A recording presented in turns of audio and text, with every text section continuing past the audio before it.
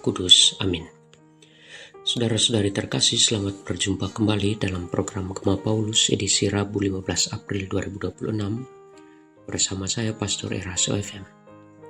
Hari ini kita akan bersama-sama mendengar dan merenungkan Injil Yohanes bab 3 ayat 16 sampai dengan 21. Tuhan bersamamu dan bersama rohmu.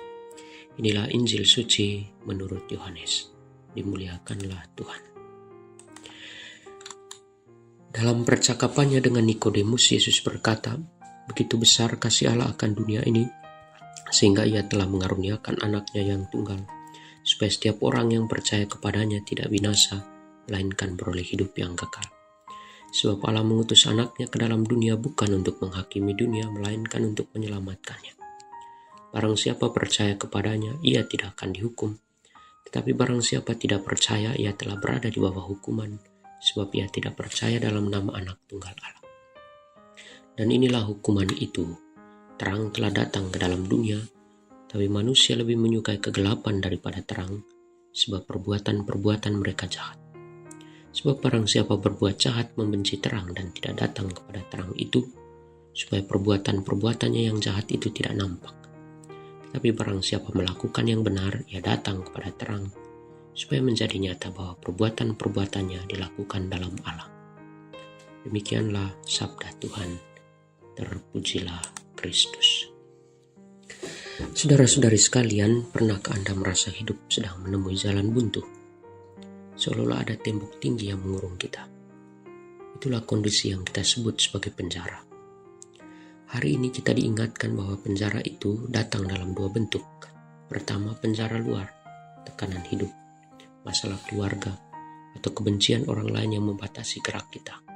Seperti para rasul yang dijebloskan ke dalam sel. Namun ada yang lebih berbahaya, penjara dalam, yaitu kegelapan batin.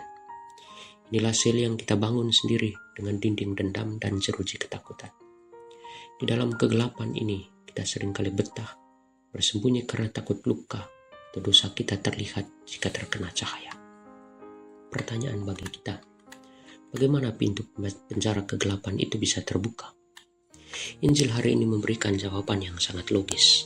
Karena begitu besar kasih Allah akan dunia ini, sehingga ia mengaruniakan anaknya yang tunggal.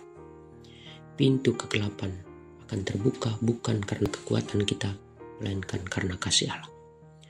Melalui peristiwa Paskah, Tuhan tidak hanya mengutus malaikat untuk membuka pintu penjara fisik para rasul, tetapi ia sendiri menjadi terang yang datang menghancurkan kuasa kegelapan batin kita. Penjara adalah kegelapan dan kebebasan adalah terang. Tetapi sekaligus juga kita diingatkan oleh Injil bahwa memang terang telah datang, tetapi manusia lebih menyukai kegelapan. Banyak dari kita yang memilih tetap tinggal di dalam sel karena takut menjadi jujur di bawah sinar Tuhan. Padahal pintu penjara sudah terbuka dan tidak ada gunanya jika kita tetap memilih meringkuk di dalam kegelapan sel itu. Maka tantangan bagi kita hari ini bukan lagi mencari kunci, melainkan membangun keberanian untuk melangkah keluar menuju terang. Keluar dari penjara luar berarti percaya bahwa penyertaan Tuhan jauh lebih kuat dari tekanan dunia. Keluar dari penjara kegelapan batin berarti hidup jujur di hadapan Allah. Seperti para rasul yang segera pergi ke tempat terang untuk mewartakan firman, marilah kita juga meninggalkan kegelapan diri kita.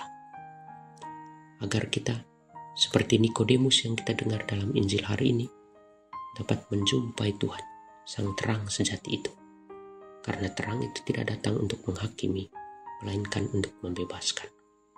Hiduplah dalam kejujuran, sebab bagi mereka yang berjalan dalam terang, tidak ada lagi jeruji kegelapan yang mampu memenjarakan jiwa. Tuhan memberi kita damai. Tuhan bersamamu dan bersama rohmu. Kita sekalian, keluarga kita, usaha dan perjuangan kita, seluruh proses hidup kita mengikuti Tuhan kita Yesus Kristus, dilindungi, dibimbing, dan diberkati oleh Allah yang Maha Baik, Bapa dan Putra dan Roh Kudus. Amin.